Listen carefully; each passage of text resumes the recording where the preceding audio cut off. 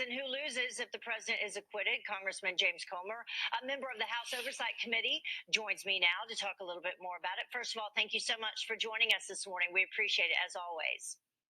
Thank you for having me. So what are your thoughts on this? We heard Senator Lindsey Graham saying his goal is to have as short a trial as possible. What do you think? I agree completely. The House Democrats have had plenty of time to try to demonstrate that Donald Trump committed an impeachable offense. They failed miserably. The American people have seen that. That's why Pelosi was in such a hurry to wrap it up in the House. She could tell by the polling that the American people, especially the independent voters, were not moved by the case that Adam Schiff and Nancy Pelosi and her squad had tried to say that Donald Trump had committed impeachable offenses, and yet no crime was proven. You know, a trial with no witnesses. Should there be a trial at all? Well, I think by the way the Constitution is, the Senate needs to do something. But I certainly agree with what the senators say. We need to wrap it up. I mean, the House had plenty of time. They can't fool the average American voter. And if there's a quick trial, then the winner will be the American taxpayers. Because when I travel home in Kentucky, people say, how much did that charade cost? How much of my tax dollars were wasted by Adam Schiff and Jerry Nadler on trying to catch Donald Trump committing some type of minor crime? And you know, the people are outraged and they want this to be wrapped up. Yeah, and speaking of outrage, in terms of losers, and I know that you did briefly mention this, in terms of Democrats, how do you think that this will impact them moving forward? Well, I think that it's going to hurt the Democrats. I think the Democrats in the House are going to have to answer to the voters this fall on why they spent so much of their first year in the majority on trying to catch Donald Trump. Investigation after investigation. Every committee's had investigations.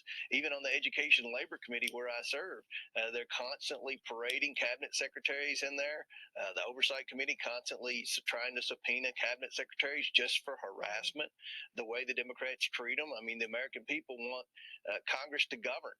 We have a lot of problems in society, and Congress, because of the Democrat majority, has been solely focused on trying to impeach Donald Trump because they know they can't beat him in November. Speaking of people being subpoenaed, Joe Biden now walking back some comments. Listen to this. Comply with the subpoena.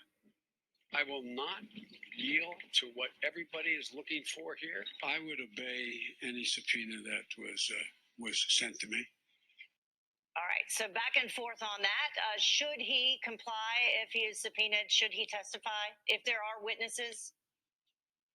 Well, if he's innocent, then he should want to testify. You know, in the beginning, he didn't want to testify because he was afraid the Senate would subpoena him. Now I think he realizes the Republican senators want to wrap this up and they don't want to have witnesses. So now he's come out of the woodwork saying, "Oh, I'll comply if I'm subpoenaed." He says that because I would say he's fairly confident he will not be subpoenaed. Interesting. And what about his son, Hunter? Well, yeah, Hunter's in hiding, and he should be, because we all know that if there was any crime committed, it was probably committed by Hunter and then Vice President Joe Biden. I've not heard one person in America step forward and say Hunter Biden was qualified to sit on that board of that Ukrainian energy company.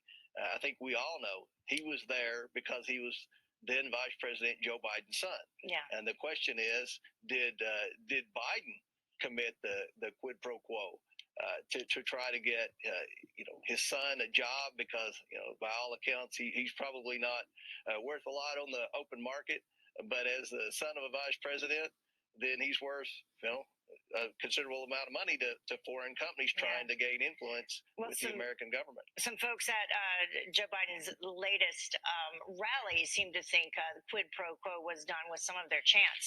Congressman Comer, thank you so much for joining us. We appreciate your time this morning. Thank you for having me.